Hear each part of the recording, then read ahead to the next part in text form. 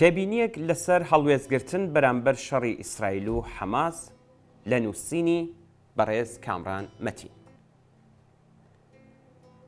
تۆ ناتوانی بوردمانی سنە و سابلاغ و کوشتنی خەڵکی سەفیل لە 1979 تا هەشتای زاینی لەلایەن ڕژیمی ئێران مەحکوم بکەی، بەڵام بوردمانی غەزە لەلایەن ئیسرائیل و کوشتنی خەڵکی سەفیلی فلستینت پێ ئاسایی بێ، چونکە حەماس لە ناو خەڵکدا خۆی حەشارداوە. خۆ لە سنە و سابلاغیش پێشمەرگە لە ناو شار و خەڵکدا بوون. تێرۆریستبوونی حەماس و ناتێرۆریستبوونی پێشمەرگە شتێک لەم دۆخە ناگۆڕێ.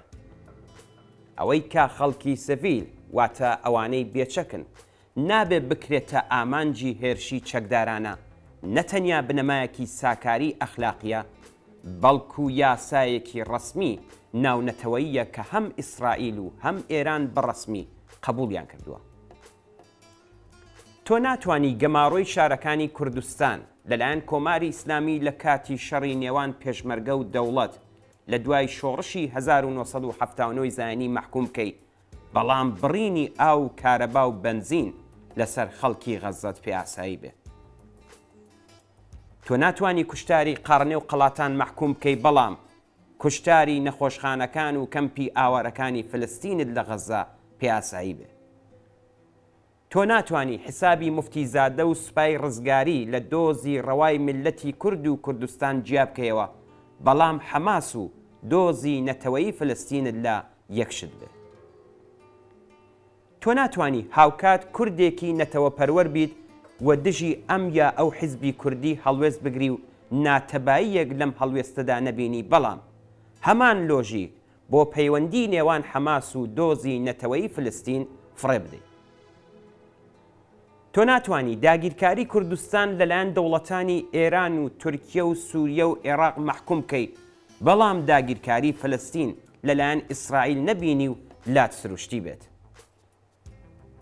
ئەم بیرۆکەیە کە بۆ وێنە دەڵێت چونکە حەماس پشتیوانی ئەردۆغان بووە لە داگیرکردنی ئەفرین، یان چونکە فلستینی لە ئەفرین لەلایەن تورکیا نیشتەجێ کراون، کەوایە قەیناکە با فلستینی بکوژرێن لە ناخی خۆیدا جیاوازیەکی ئەوتۆی نییە لەگەڵ ئەم بۆچوونە کە دەڵێ کورد حەقی خۆیەتی ئەمفال بکرێ، چونکە پارتی و یەکێتی دژی عێراق هاوکاری ئێران بوون.